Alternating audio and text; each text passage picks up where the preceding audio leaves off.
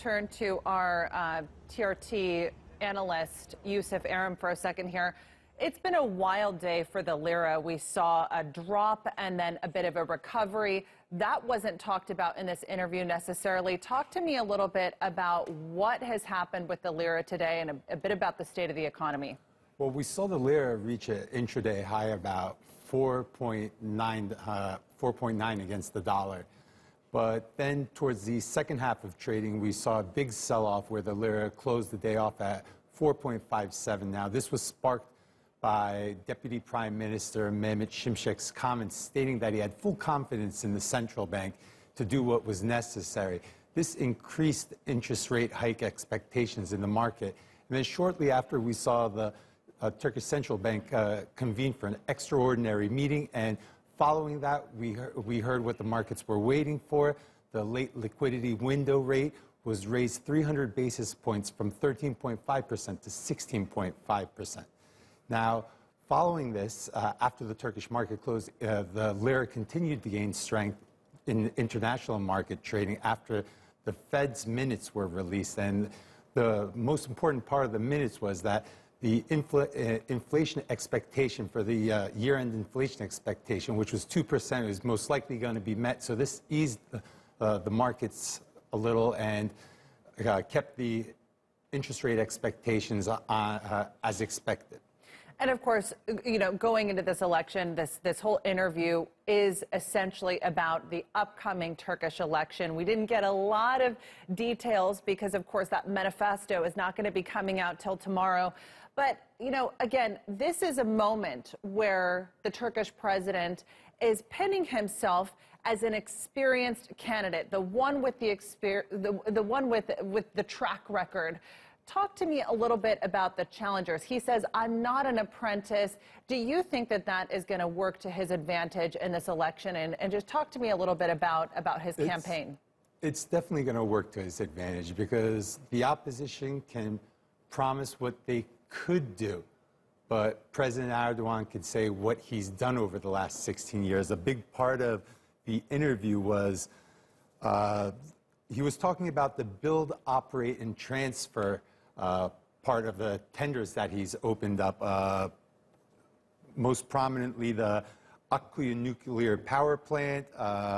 He also talked about the Çanakkale Bridge, the Gallipoli Bridge. He also talked about many other projects, but he stated that Turkey has reached a level of confidence in the international community now where they don't have to pay for projects. They can use the build, operate, transfer technique to lure countries in who will want to invest in Turkey. He also spent a great deal talking about the defense sector. This is something that he's taken a lot of pride in lately.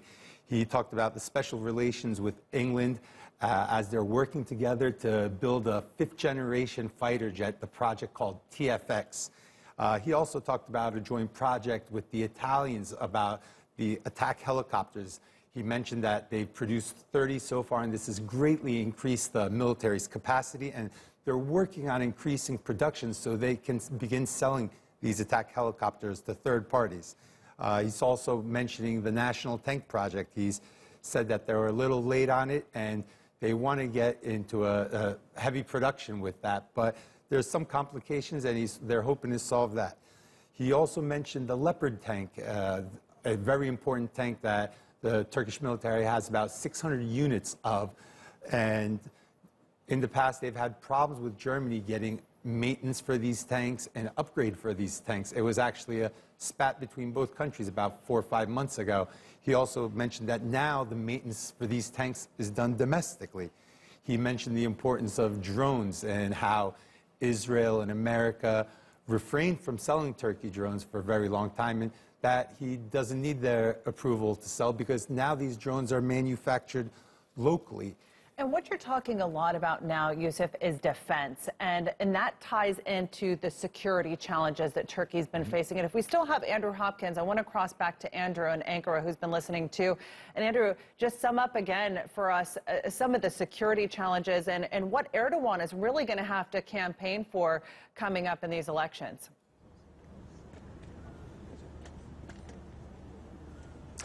Yeah, Kilmeny, he sort of skimmed over quite a few of the security challenges during that interview, but he talked a bit about the operations in Syria against the YPG. He suggested that those will continue. He was also asked about relations with the United States and also France with relation to what's going on in Syria, because France has also been carrying out operations there.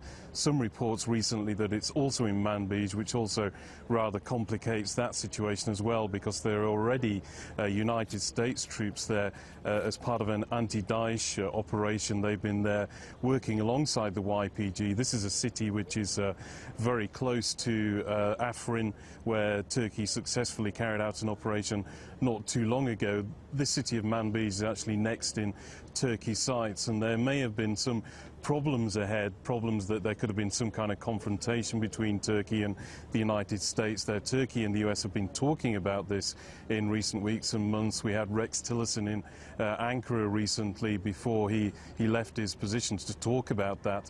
But now it seems this addition of France possibly in the area has added one more complication, and he said that he's likely to be talking to the French President Emmanuel Macron in the next day or two about that issue. But this particular issue about Turkey's operations in Syria has proved to be fairly popular with the Turkish population, if you believe what research and surveys have been saying, and it's one reason that a lot of pundits, analysts, if you like, have been saying as to why he's gone for an early election to try and capitalize on Turkey's success in these areas. So this is one of the things I think he's hoping which will count in his favor in a few weeks' time. Also, Andrew, brief mention of the extradition of the Muslim cleric Fethullah Gulen, again, the man who Turkey says is responsible for the July 2015 coup attempt. What do we hear on that?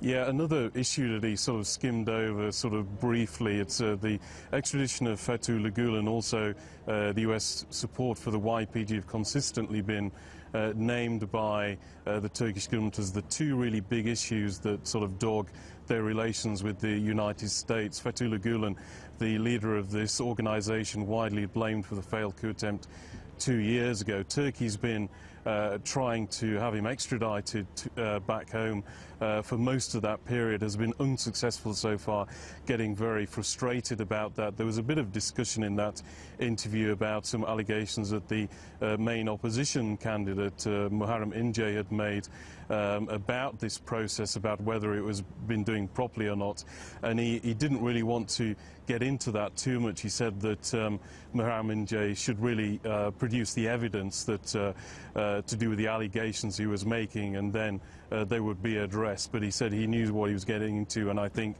he was suggesting that really his opposition number was really trying to do a bit of electioneering on this part.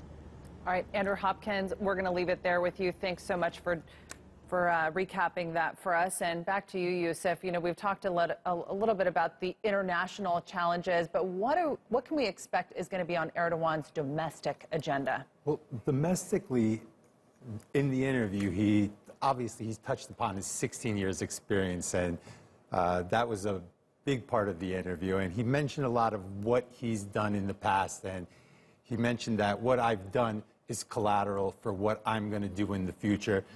Some of the future projects that he talked about is establishing big city hospitals, massive hospitals of 3,500 bed capacity.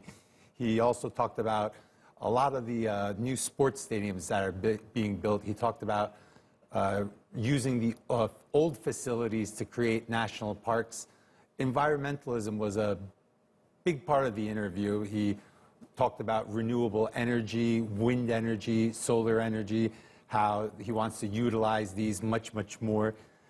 He also talked about some of the big projects.